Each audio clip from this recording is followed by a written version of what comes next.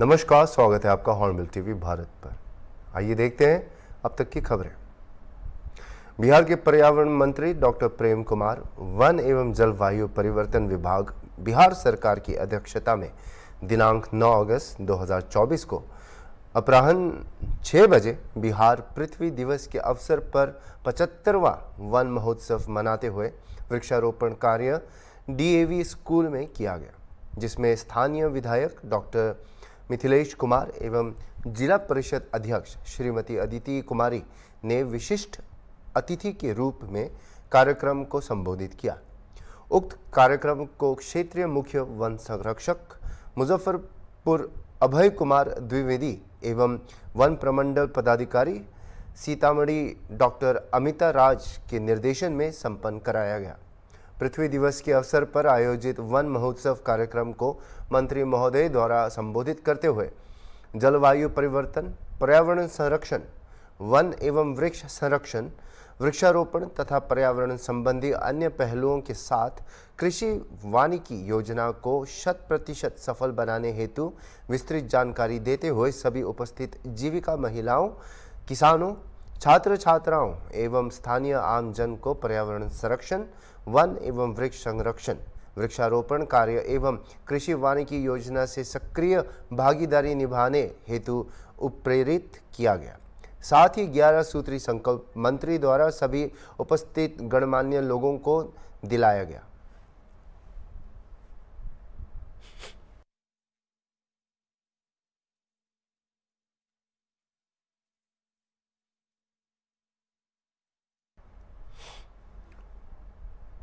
सीतामढ़ी जिलाधिकारी ऋचा पांडे ने समाहरणालय स्थित अपने कार्यालय कक्ष में आयोजित जनता दरबार कार्यक्रम में परिवादियों से मिलकर उनके समस्याओं को सुना।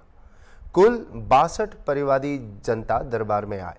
जिलाधिकारी द्वारा बारी बारी से सभी परिवादियों से मुलाकात की गई एवं उनके समस्याओं को सुना गया।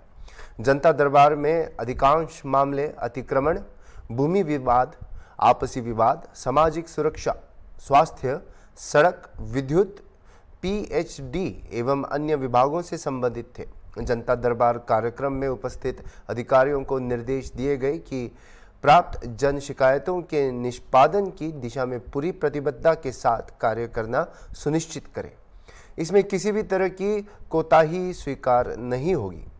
आज जिला पदाधिकारी सीतामढ़ी श्री ऋचि पांडे के द्वारा लोक शिकायत निवारण अधिकार अधिनियम के तहत द्वितीय अपीलीय प्राधिकार की सुनवाई की गई। कुल 7 परिवादों की सुनवाई की गई, जिसमें 2 पर आदेश दिए गए हैं।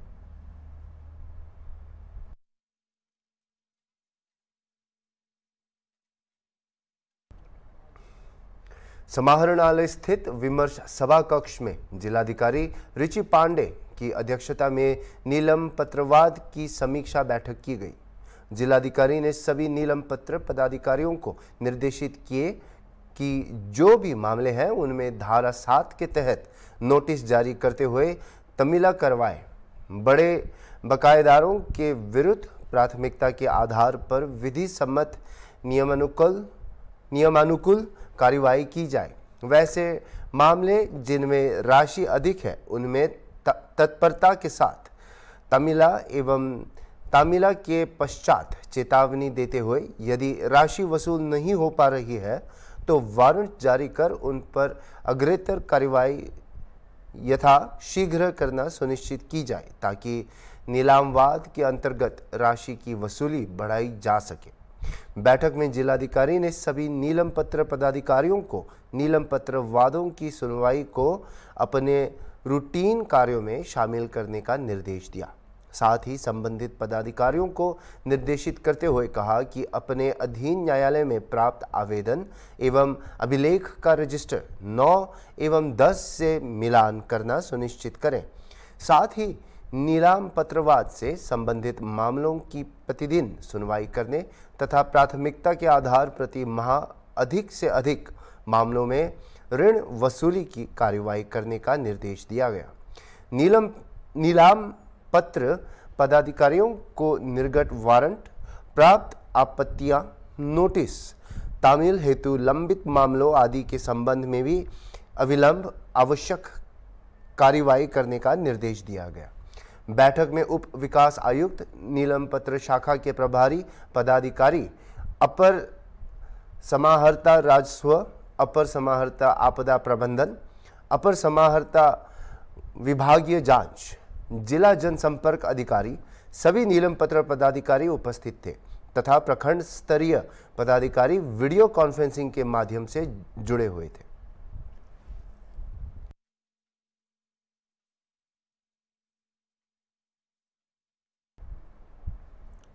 आज 48वीं वाहिनी सशस्त्र सीमा बल में स्वापक औषधि और मनः प्रभावी पदार्थ अधिनियम, जिसे हम कहते हैं एनडीपीएस एक्ट, इस पर एक महत्वपूर्ण प्रशिक्षण कार्यक्रम आयोजित किया गया। इस कार्यक्रम में एसएसबी के जवानों और अधिकारियों को नशीली पदार्थों से संबंधित कानूनी प्रावधानों और प्रवर्तन की जानकारी दी गई। प्रशिक्षण में एनडीपीएस अधिनियम के प्रमुख प्रावधान, नशीले पदार्थों की पहचान और वर्गीकरण, जब्ती और गिरफ्तारी की प्रक्रिया, साक्ष्य संग्रह और संरक्षण और अदालती कार्यवाही की प्रक्रिया पर चर्चा की गई। इस कार्यक्रम में कई महत्वपूर्ण अधिकारी शामिल हुए, जिसमें श्री गोविंद सिंह भंडारी, श्री विवेक ओझा और श्रीमती सुप्रिया कुमारी भी शामिल थे।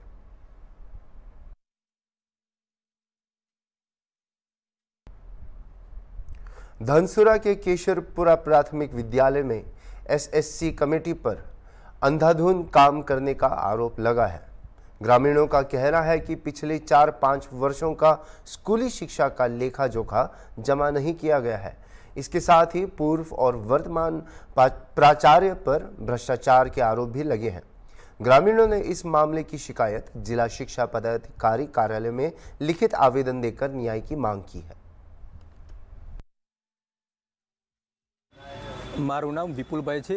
હું મારા વાલી તરીકે ફરજ નિભાવું છું। મારો છોકરો ત્યાં ભણે છે, પરંતુ શાળાની અંદર એ પ્રોબ્લેમ ઘણા બધા ચાલે છે કે જેમાં વાલી મીટિંગ થઈ જો એ પણ થતી નથી।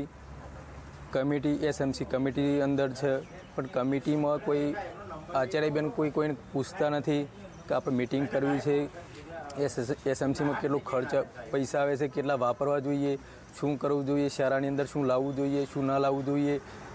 કમિટીવાળા અંદર પૂછવા જાય છે, પરંતુ બેનનો જવાબ એવો આવે છે કે હું ચોપડી ભરાઈ લાવીશ, તમને જે હોય હું બતાવીશ। આવું તો લગભગ 3 થી 4 વર્ષથી ચાલે છે, પરંતુ બેન કોઈ જવાબ મળતું નથી બેનના જોડેથી। બસ એક જ જવાબ મળે છે કે હું ભરાઈ લાવીશ, ચોપડી ભરાઈ લાવીશ, એસએમસીની ચોપડી ભરાઈ લાવીશ। પણ જે માણસ ત્યાં જાય તેમને એ જ જવાબ મળે છે કે નાનો જ જવાબ મળે છે। એટલે આવું થાય છે, પરંતુ આનો કોઈ જવાબ મળતું નથી। અમને આગળ 15મી ઓગસ્ટ આવે છે માટે અમે ગામજનો બધા અમુક 3-4 જણા અંદર ગયા હતા, પરંતુ બેનને એવું જવાબ આપ્યું કે હું ચોપડી ભરાઈ લાવીશ। પણ અમે બધા પૂછ્યું, પરંતુ ફરીથી ના જ જવાબ આપ્યો કે કશું થશે નહીં આગળ।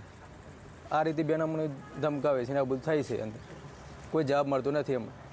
અમે ડીપીઓ સાહેબને રજૂઆત કરવા માટે આવ્યા છે કે અમને કોઈ જવાબ મળે। ધન્યવાદ। શાળામાં કોને દાદાગીરી ચાલે? શાળામાં આચાર્યબેન છે અત્યારે, જે રીટાબેન છે તેમના ઘરવાળા છે ગૌતમભાઈ, તે અત્યારે બીઆરસીમાં જતા રહે છે। 3 થી 4 મહિના થઈ ગયા, પરંતુ એમણે અમારા ગામવાળા એક ભાઈને અંદર કમિટીવાળાને ફોન કર્યો હતો કે 5-6 બજે 5-6 વાગે એમને ફોન કરીને પણ પેલા ભાઈને ધમકાવ્યું કે આ રીતે ના જવાનું, આમ છે તેમ છે, હું આમ કરી લે તેમ કરી લે, આ બધું પેલા ભાઈને ધમકાવ્યું। એટલે અમે ગામવાળા બધા ભેગા થઈને મિટિંગ કરી, પણ આપણે ગમે તે રસ્તો કાઢવો પડશે, કારણ કે આ રીતે ના ચાલે। અત્યારે બેન શાળામાં આવતા નથી, કારણ કે સાહેબે પાછું એવું બધું કીધું કે હું બેનને કે હું રજા મુકાઈ દેવડાવું છું ને તમારા ગામવાળા જે કરવું એ કરી નાખ્યું, હું રજા રિપોર્ટ મુકાઈ દેવું છું। અત્યારે 2 કે 3 દિવસ થઈ ગયા પણ બેન આવતા નથી। અમે જિલ્લા શિક્ષણ અધિકારીમાં સમસ્યા એ લઈને આવ્યા હતા કે અમારી શાળામાં છેલ્લા 10-12 વર્ષથી એસએમસીના જે સભ્યો બનાવે એમાં કાયદેસરના જે બિલો મૂકવાના હોય, કોઈ સાધનો વિકસાવવાના હોય, એ બધી રજૂઆતો અમે આચાર્ય સાહેબને કરીએ તો એનો કોઈ રિસ્પોન્સ સારો મળતો નહીં, બરાબર। હવે એ જે આચાર્ય હતા એમને જે કર્યું હોય 8-10 વર્ષની અંદર, હવે એ બા એમની બદલી થઈને બીઆરસીમાં જતા રહે। અમે એમની જગ્યાએ એમના વાઈફ આવ્યા રીટાબેન। હવે 2-4 દિવસ પહેલાં અમે જતા રીટાબેન અમે કેમેરાએ લગાવડાયા 2-4 મહિના પહેલાં, કે એમ કરતાં અમારું શિક્ષણ કદાચ સુધરે થોડું ઘણું અને થોડો ફેરફાર થાય એના માટે કેમેરા માર્યા હતા. તે બેનને રજૂઆત કરી હતી કે મને કેમેરાનો પાસવર્ડ આપી દો, પણ એ કંઈ પાસવર્ડ તો આજે નહીં મળે કે કારે નહીં મળે એવું અમને એમણે લેખિતમાં કહી દીધું. પછી 2-4 દિવસ પહેલાં અમે વિઝિટમાં જતા શાળાની, તો ત્યાં શાળામાં જ્યાં પછી અમને જાણવા મળ્યું, છોકરોએ કીધું હતું કે તમારા કેમેરા બંધ છે અત્યારે હાલમાં.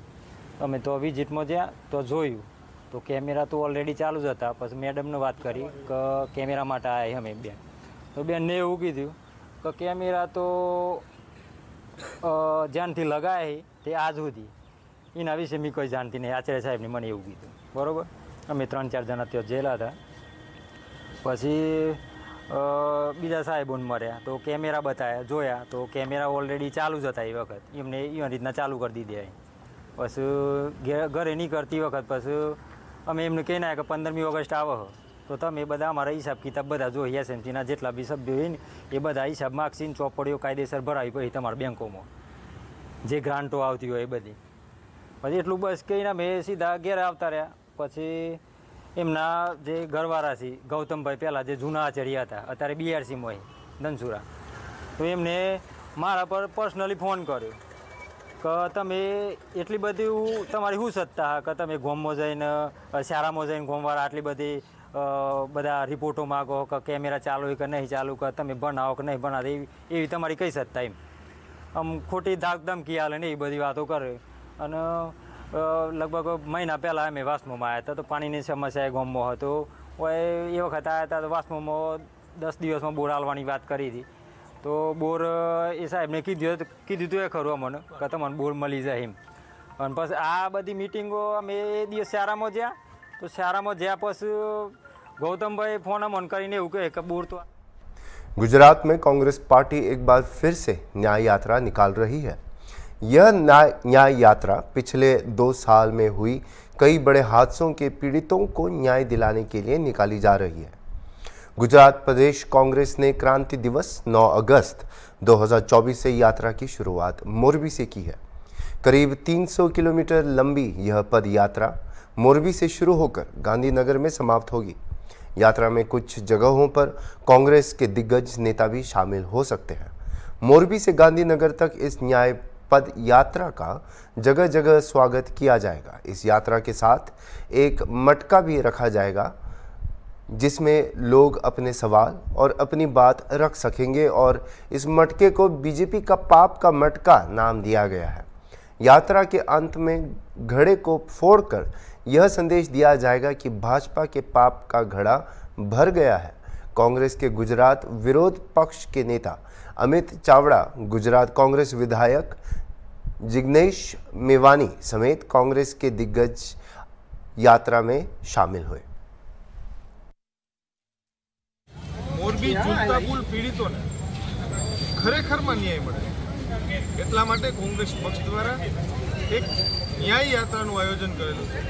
જ્યારે મોરબી શહેરના વિવિધ પ્રશ્નોને લઈને અમે લોકો વચ્ચે જઈ રહ્યા છીએ, એક પાપનો ઘડો બનાવ્યો છે ભારતીય જનતા પાર્ટી કે જે લોકોને મુશ્કેલીઓ છે એ તમામ લોકો એ મુશ્કેલીઓ લખીને આ પાપના ઘડામાં પોતાના જે મુશ્કેલીઓ છે નાખશે અને એ ઘડો આ યાત્રા જ્યારે અંતિમ તબક્કામાં હશે ગાંધીનગર ખાતે ત્યારે એ ઘડો ગાંધીનગર ખાતે ફોડીને લોકોના પ્રશ્નોને સમજવાનો ને પ્રશ્નો માટે લડવા માટેનો પ્રયાસ કોંગ્રેસ પક્ષ કરી રહ્યું છે। ત્યારે આજે મોરબી દરબારગઢ ચોક ઝૂલતા પુલની બાજુમાંથી ન્યાય યાત્રાની શરૂઆત થઈ રહી છે। જે પુલ પીડિતો છે એમની માગણીઓ છે કે આની સીબીઆઈને તપાસ સોંપવામાં આવે।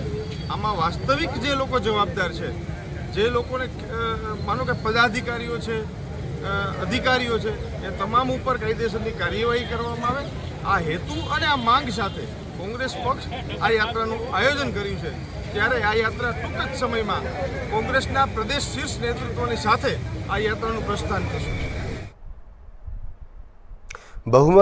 बहुजन समाज पार्टी सुप्रीमो मायावती की प्रेस कॉन्फ्रेंस में मायावती ने क्रीमी लेयर आरक्षण पर कांग्रेस और समाजवादी पार्टी पर हमला किया है। उन्होंने आरोप लगाया कि सुप्रीम कोर्ट के फैसले के बावजूद सरकार ने इस मुद्दे पर कोई ठोस कदम नहीं उठाया और सत्र को समय से पहले समाप्त कर दिया। मायावती ने कहा कि प्रधानमंत्री मोदी ने केवल आश्वासन दिए हैं लेकिन कोई आदेश जारी नहीं किए। उन्होंने समाजवादी पार्टी और कांग्रेस पर भी निशाना साधते हुए कहा कि चुनाव में आरक्षण की बात करने वाले अब नजर नहीं आ रहे।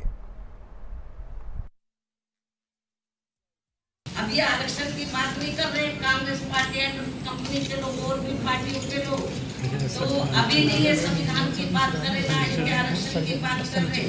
तो इसलिए मेरा यही कहना है सभी पार्टियों से, चाहे बीजेपी है कांग्रेस है, केवल आश्वासन देने से बीजेपी की ओर से आश्वासन आया, माननीय प्रधानमंत्री के द्वारा केवल आश्वासन आया है।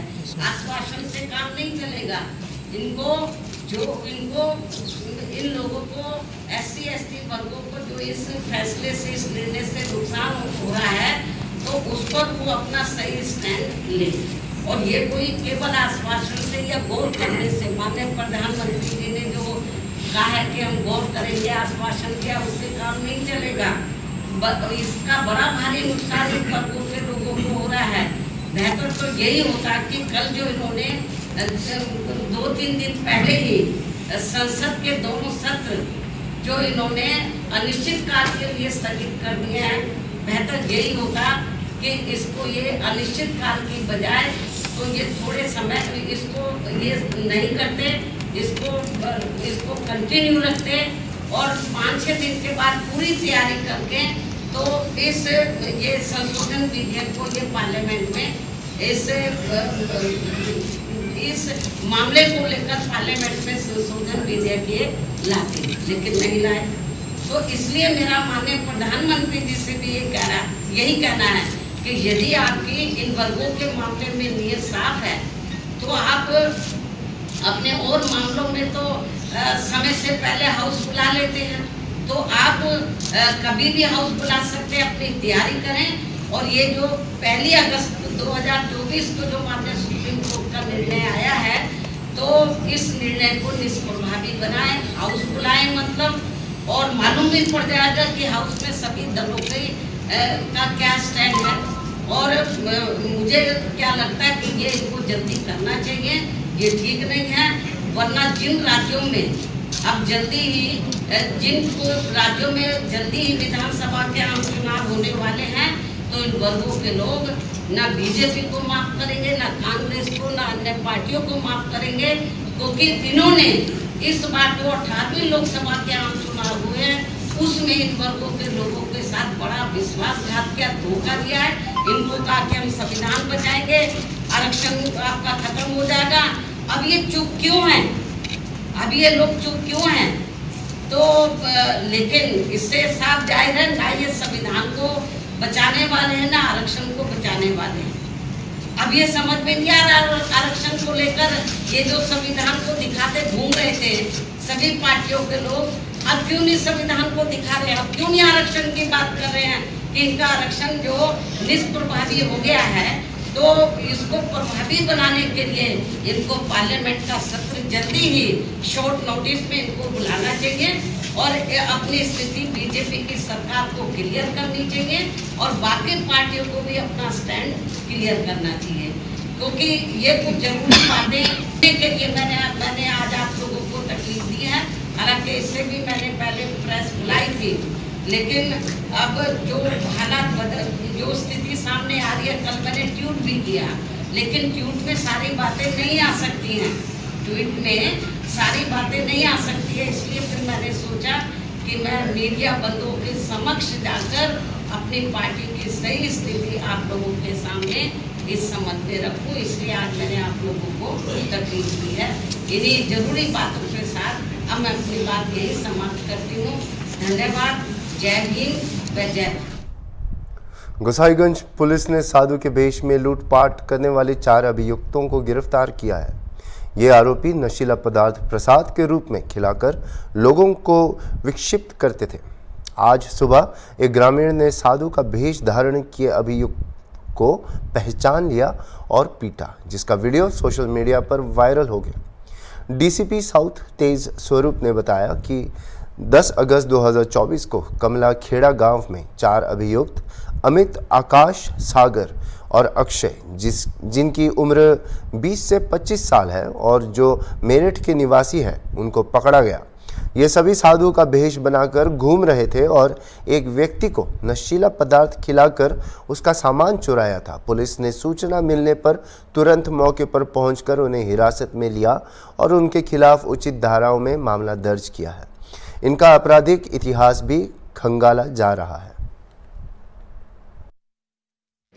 आज दिनांक 10/8/2024 को समय करीब 9 बजे थाना गुसाईगंज के गंगाखेड़ा गांव में 4 साधु वेशधारी अपराधी पकड़े गए हैं, जिनके नाम क्रमशः अमित, आकाश, सागर एवं अक्षय है, जो मेरठ के आसिफाबाद समसपुर थाना किला परिचित के रहने वाले हैं, जिनकी उम्र करीब 20 से 25 साल है सभी की। ये कई दिनों से यहाँ साधु के वेश में घूम रहे थे। कल इन्होंने एक आदमी को कुछ नशीला पदार्थ खिला करके प्रसाद के रूप में तिलक लगा करके उसको विक्षिप्त किया और उसके यहाँ से कुछ सामान ले गए। आज फिर वहीं टहल रहे थे ये, तो ये गांव वालों ने इनको पकड़ लिया। पुलिस को सूचना मिली, तत्काल पुलिस ने इनको पहुंच करके कब्जे में लिया। इनके खिलाफ सुसंगत धाराओं में अभियोग पंजीकृत किया जा रहा है। इनका आपराधिक इतिहास ज्ञात किया जा रहा है तथा इनके अन्य जो अपराधों के बारे में भी पूरी जानकारी की जा रही है। अभी के लिए इतना ही और खबरों के लिए देखते रहिए हॉर्नबिल टीवी।